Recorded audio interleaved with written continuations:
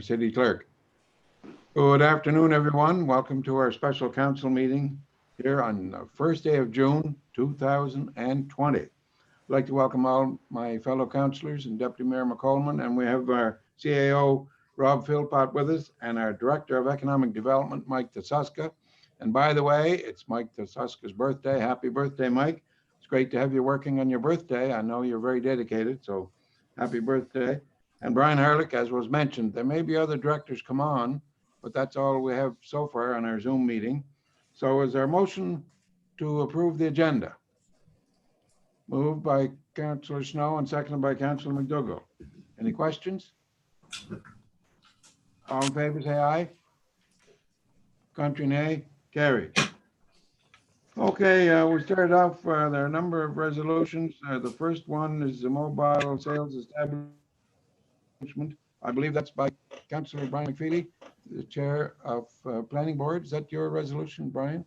That would be mine, Your Worship, so I can move right into it if you wish. It's moved by myself, Councillor McFeely, seconded by Councillor Ramsey.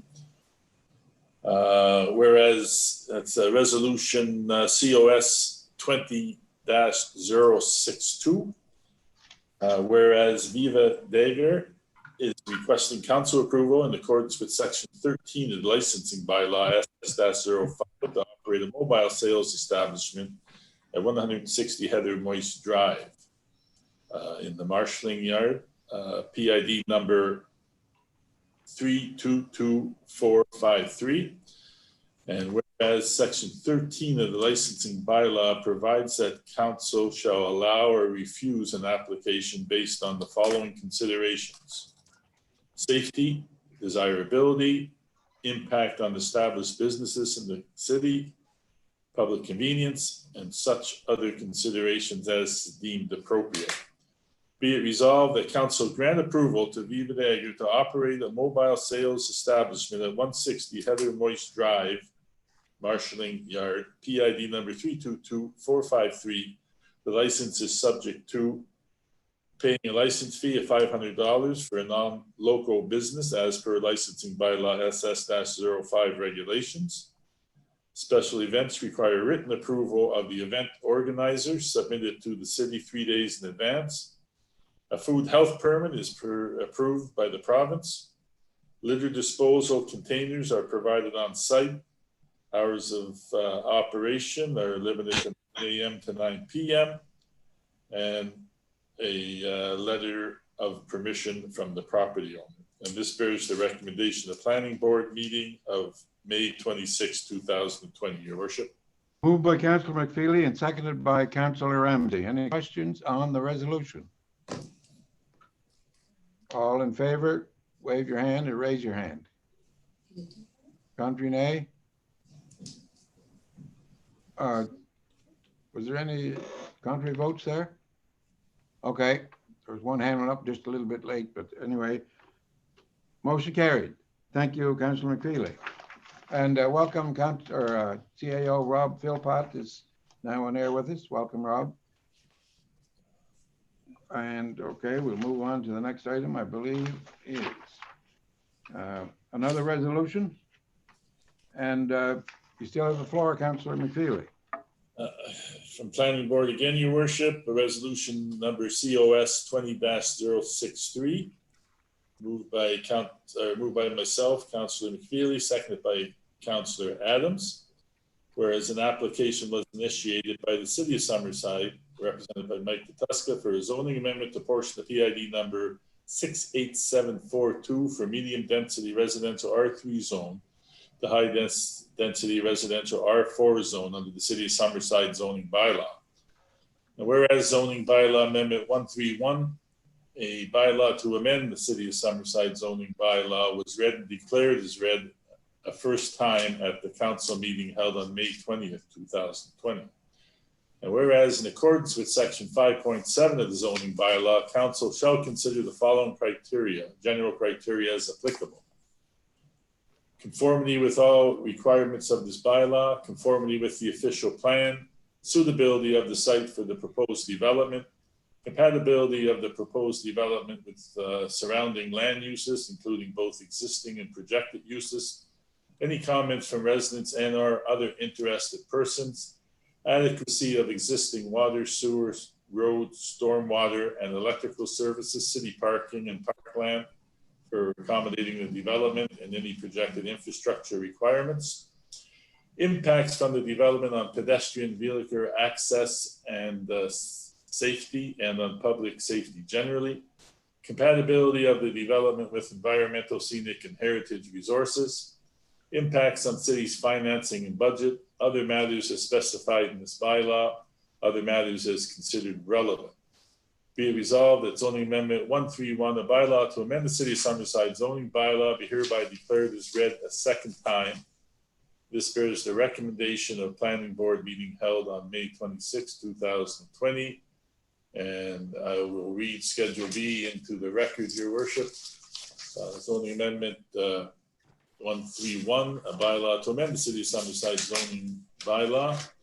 The council of the city of Summerside, under authority vested in it by section 18 and section 19 of the Planning Act, RSPEI 1988, cap P-8, hereby enacts as follows.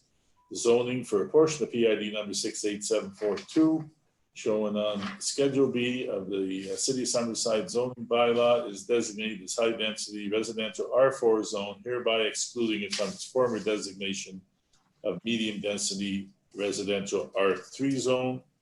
And the map showing the subject property is attached to Your Worship. Moved by Councillor McFeely and seconded by Councillor Adams. Any questions on the resolution? All in favor, say aye. Aye. Contrary, nay. Motion carried. Thank you. Okay, I believe we have another resolution. Councillor McFeely, you still have the floor. I will continue on, Your Worship. It's resolution number COS 20-064, moved by myself, Councillor McFeely, seconded by Councillor Adams.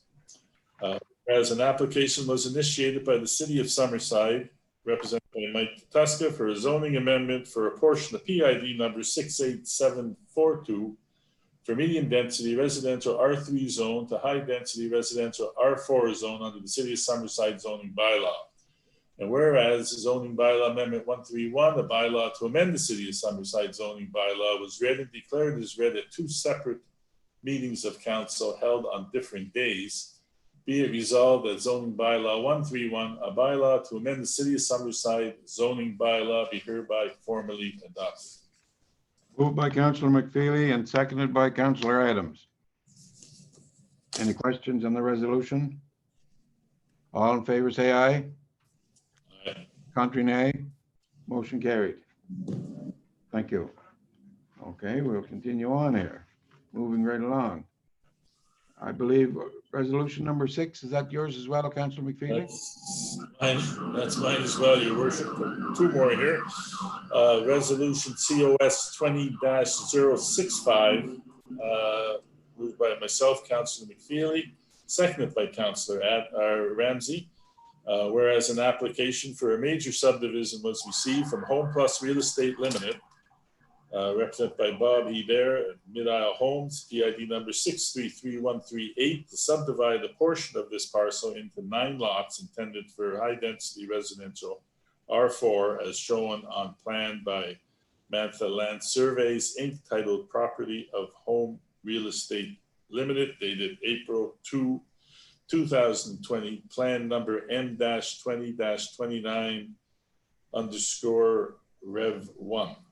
And whereas in accordance with section 3.6 of the subdivision site development bylaw, council shall consider the following general criteria as applicable: conformity with all requirements of this bylaw, conformity with the official plan, conformity with the zoning bylaw, the orderly and following nature of the development, physical suitability of the site for the proposed development, including avoidance of natural hazards, undue water runoff, or environmental damage, compatibility of the proposed development with the present and future surrounding patterns of street, lots, and services, including conformity with any city concept plans, adequacy of the applicant's proposal for traffic circulation, parking, pedestrian access, water supply, sewage disposal, and storm drainage, including the adequacy of the city streets and services to handle increased loads, suitability of parkland provisions,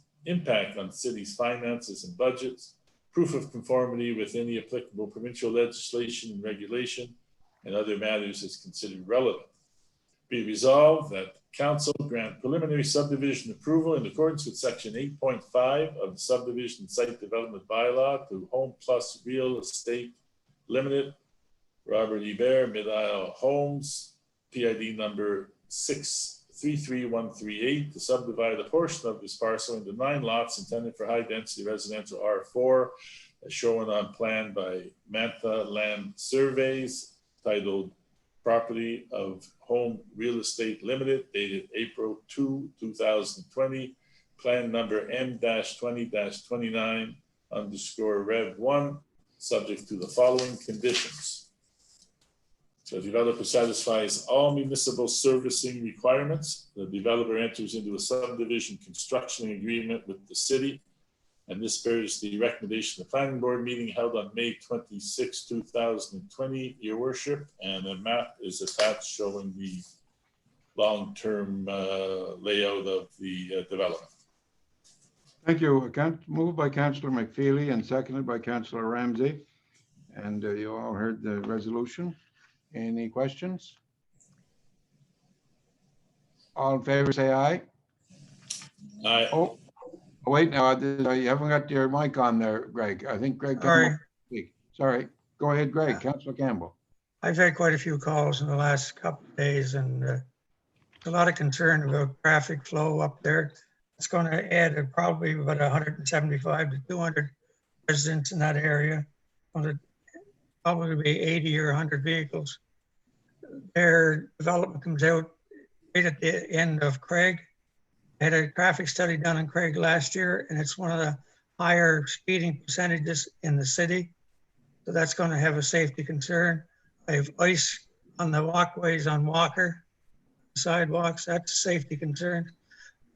If our engineers think that all they have to do to hook this up is to paint a crosswalk on McEwen, there's a heck of a lot more issues. I'd like to have a chance maybe tomorrow night at our council meeting to just give you some numbers on the traffic study and things.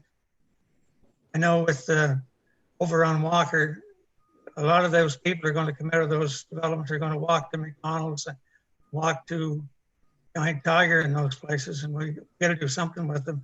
I've got 48 units now already on Greenfield Homes. We have to jaywalk to get across to the sidewalk. So if you're going to add a few more to it, we're going to have some traffic infrastructure changed up there. It's my biggest concern is the traffic. Walking and driving. Thank you, Councillor Campbell. I think there was another hand up. Was your hand up, Councillor Snow? Maybe it was just Councillor Campbell. Councillor or Deputy Mayor McColeman. It's not so much a question. I just a point there in the reading of the resolution. I know that there is another mid-aisle property, business, whatever, but I just wanted to note that it says in the article that it's Maple Isle Homes, the real estate, Home Plus Real Estate Limited. It's Maple Isle, not mid-aisle, just in case that's read into it says in the resolution. Yeah. It says in the resolution, the first paragraph, Maple Isle. Yeah, but I just wanted to let Councillor Chair. Okay, thank you. Thank you for that. Yeah, I believe you're correct, Deputy Mayor. I think I did say mid-aisle, so yes, I stand corrected. Maple Isle it is. Okay, it happens to all of us. That is corrected in the minutes. Thank you. So it's moved by Councillor McFeely and seconded by Councillor Ramsey. All in favor, say aye. Contrary, nay. Aye. Hey. 7-1, Councillor Campbell, nay. Motion carried. Thank you. We'll, okay, I believe you still have the floor, Councillor McFeely. Last resolution for me, your worship, is resolution number COS 20-066. Moved by myself, Councillor McFeely, seconded by Councillor Ramsey. Whereas the City of Summerside is a designated municipality under the Emergency 911 Act, and whereas as a designated municipality is responsible to name the street, public or private, where the street serves 3 or more properties. And whereas a developer, Home Plus Real Estate Limited of the public street, wishes to submit the street name Foxland in honor of the Fox Farms that were once located in this area. Whereas, as required by Schedule B, street naming policy of the City Subdivision and Site Development Bylaw SS-19, Council shall approve or deny the recommendation or request by simple resolution based on the recommendation of the Street Naming Committee, the conformance of the proposed name with this policy, any other considerations that Council considers relevant. Be it resolved that Council approve the following name submitted by the developer. As per the street name policy, the suffix will be court. The official street name is Foxland Court. This public street is located off McEwen Road, PID number 663-138. This bears the recommendation of the Planning Board meeting of May 6, 2020, Your Worship. Moved by Councillor McFeely and seconded by Councillor Ramsey. Maybe it's in the resolution, but that street will meet city standards, right? That's the understanding. Yes. Okay. If I could just make a comment, Your Worship, just to have it on the record there that I'm very cognizant of the work of the Street Naming Committee and the efforts and time that they put into researching appropriate names for our streets. And I think Foxland is a great name, but I'm just concerned that very few developers seem to be choosing street names from our list. So something maybe we want to look at in terms of how we provide incentives for that to happen in the long term. So just wanted to have that sort of recorded in the public record, Your Worship, that this is not in any way a comment on the work of that street naming committee. And they did some great work there. So Thank you very much, Councillor McFeely. Any other questions? If not, we'll call for the vote. All in favor, say aye. aye. And contrary, nay. Motion carried. Thank you. Okay. We're back on resolution number 8. I believe the agenda has to be amended. I've just been advised by our CAO, amended to change that to Rogerson's. Am I right, CAO Rob? Actually, Your Worship, this matter has already been addressed. Council has already provided direction on this particular recommendation, so we can take it off the agenda. Okay. Yep. Thank you. And resolution item number 9, sound enclosure. What councillor has that on the agenda? Is that? I think that's Duran. Sorry? It'd be under Duran, Tech Services. Councillor Duran, the floor is yours, sir. Thank you, Your Worship. Resolution coming up for Tech Services is COS 20-068. Whereas Council has requested a sound enclosure for the generator at the iOS Solutions building. And whereas Wajax Power Systems, the wholesaler of the generator, has quoted a price of $13,464 plus tax for the delivery, supply, installation, and relay programs. Be it resolved that the purchase of the sound enclosure from Wajax Power Systems be approved. That is moved by myself and seconded, I believe, by Councillor Snow. Moved by Councillor Duran, second by Councillor Snow. There's usually a recommendation from a committee, or is that from council? Just all resolutions usually have bears the recommendation, so maybe it's just for a vote, I guess. Yeah, there was no supplemental documentation for that one. It's just the resolution for today. Okay. Moved by Councillor Duran and seconded by Councillor Snow. Any questions on the resolution? I do not see any hands up. All in favor, say aye. Aye. Contrary, nay. Motion carried. Okay, I believe we've gotten to the end of the agenda. Any further, is there a motion to adjourn? Moved by Councillor, I get my trifocals adjusted here, there's two on one camera there. Councillor Adams and seconded by Councillor Campbell. All in favor? Thank you very much, the meeting adjourned.